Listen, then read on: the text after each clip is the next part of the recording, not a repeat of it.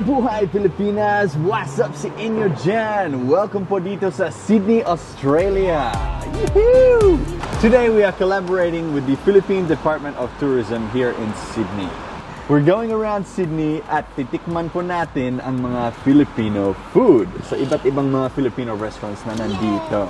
Yeah, so we're doing this to showcase Filipino food in Australia. Kasi alam niyo na dahil sa COVID, mahirap talaga makalabas ng bansa, di ba? Mahirap talaga makauwi ng Pilipinas. Kaya dito muna tayo. Let's bring the Philippines here to Australia. So yan, ang unang stop natin for today is dito mismo sa Klein Avery. Ayun, dito sa Chatswood, Sydney. Tara na, pasok na tayo.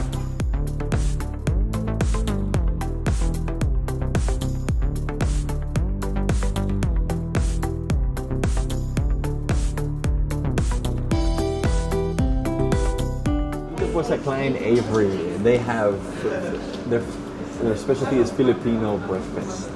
So dahil ito yung unang stop natin for today, we're going to try some Filipino breakfast. So they have mga silog, they have iba't ibang pagkain na pang breakfast for Filipino, diba?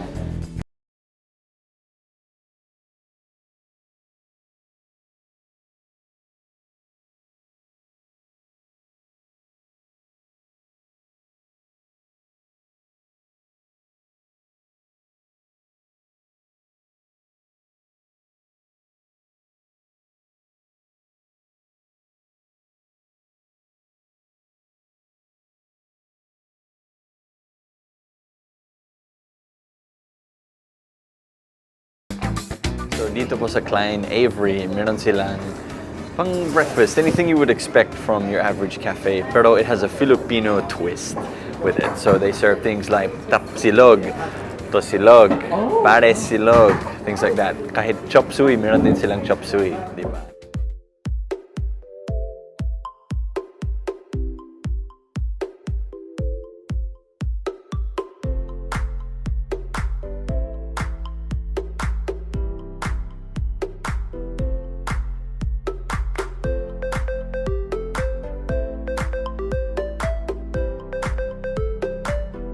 Sarap nito.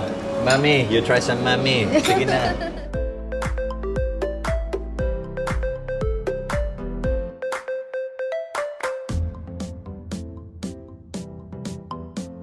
Alright guys, our next destination today is in Croydon Park, dito sa Sydney, at a restaurant called Filo Station.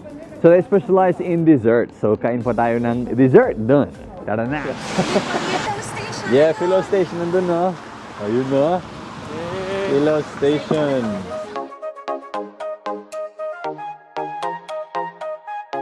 Sosyal dito, grabe.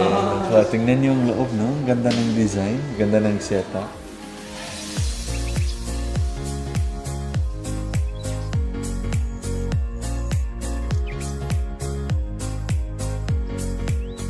Ang creamy tofu dito. So good. Yung, para sa akin, yung paborito ko dito is yung creamy tofu at saka puto bongbong. Super good, man. It's on point. On point.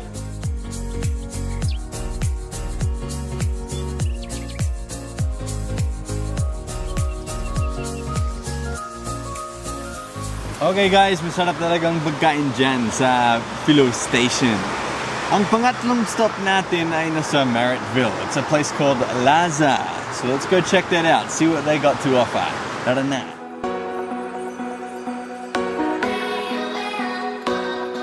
Sikat tong restaurant na to, daming tao.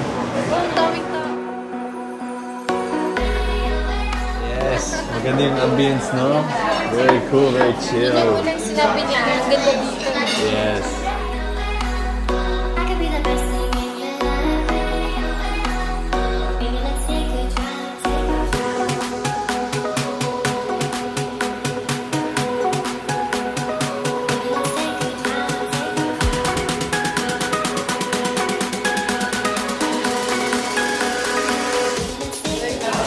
May mini fiesta doon. Amazing.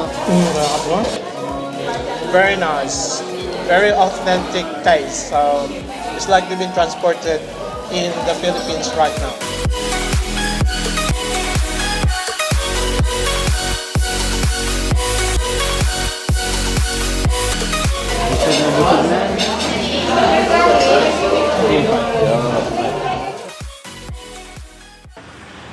susunod na destination po natin ay nasa Newtown. We're going to a restaurant called Cebu Lechon. Okay guys, dito na tayo sa Newtown. We are very close to Cebu Lechon. In fact, I can see it right there. So we're very excited now to try some of the lechon here in Sydney. You know. Let's go, baby.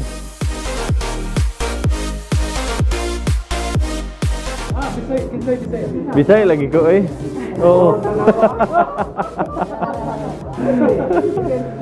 Besides Cebuano, other people can speak Cebuano. Right, yeah. Baliktad man ta, ikaw English, ako Bisaya.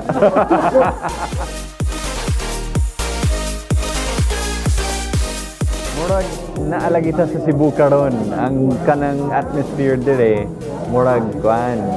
Bisaya jud, mga bistak jud. Lagi. Time of day. Oo, tinuod, oo. Pati time of day. Di ba?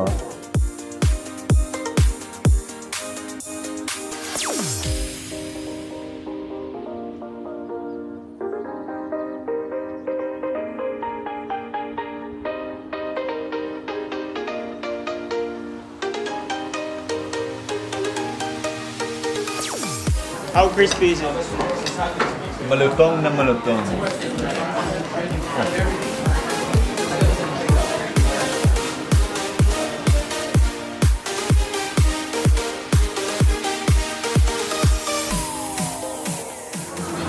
Okay guys, maraming salamat sa pagsama sa amin ngayong araw and kahapon din sa food trip namin dito sa Sydney.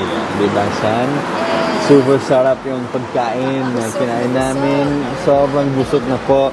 Si Nitro, pagod na siya. Tulog na. Sa kabusugan. Tulog na, baby. Gano'n pa, inay, no? Hindi na siya nakakagising. Oo Kasi nga eh. busog. Okay. So nagpapasalamat po kami sa Department of Tourism, Philippine Department of Tourism, for this beautiful collaboration that we've done. We've eaten some food that we haven't eaten in a long time dahil nandito na kami sa Australia. So yun, alam niyo na kung saan ang mga Pinoy restaurants dito sa Sydney. At eventually, kapag nag-open na yung borders, balik na tayo sa Pilipinas so we can taste the real Filipino food. Diba? Yeah, excited ka na ba? Yes, super. So sana it'll happen soon, no? Sana matatapos na yung pandemic na to para we can go back there again. So yun, maraming salamat po ulit guys. We'll see you in the Philippines!